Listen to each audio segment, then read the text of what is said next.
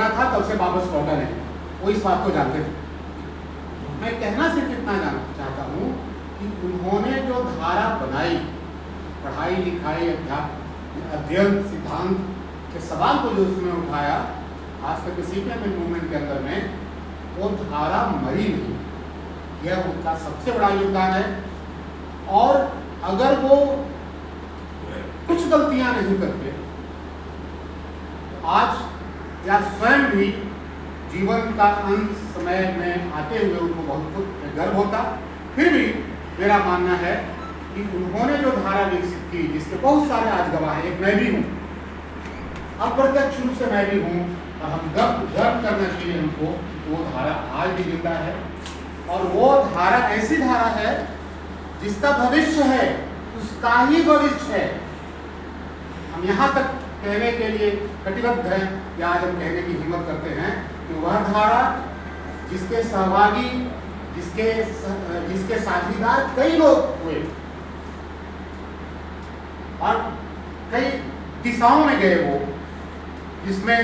कई लोग नौकरी में भी गए, कोई लोग अलग अलग कम्युनिस्ट धाराओं में गए, लेकिन वो जिस सर्वहारा दृष्टिकोण को रेखांकित करने की बात करते थे, रेखांकित किए थे, मुझे अपना अनुभव है कि उसको उन्होंने कभी नहीं छोड़ा। बाकी अंतिम दिनों में जब मेरी बातचीत हो रही थी तब भी वो इसी पे कायम थे। हाँ, पार्टी बिल्डिंग के सवाल पर संगठन कैसे चलेगा, वो सारी चीजें में सारी चीजों में दिखते थी, लेकिन उनके साथ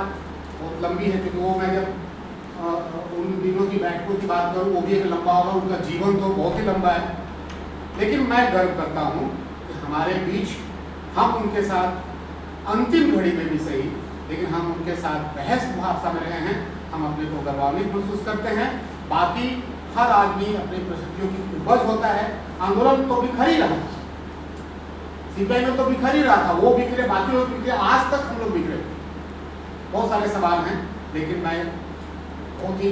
अंदर से कॉमरेड डीएस को लाल सलाम पेश करता हूँ, और जो के सपने जो उन्होंने सोचे होंगे, जिनको पूरा करने की क्षमता वो एक हद तक हासिल किए या नहीं किए, इस पर बहस हो सकती है, लेकिन उन सपनों का मैं साझेदार हूँ, इस नाते एकदम लाखों लाखों लाख सलाम।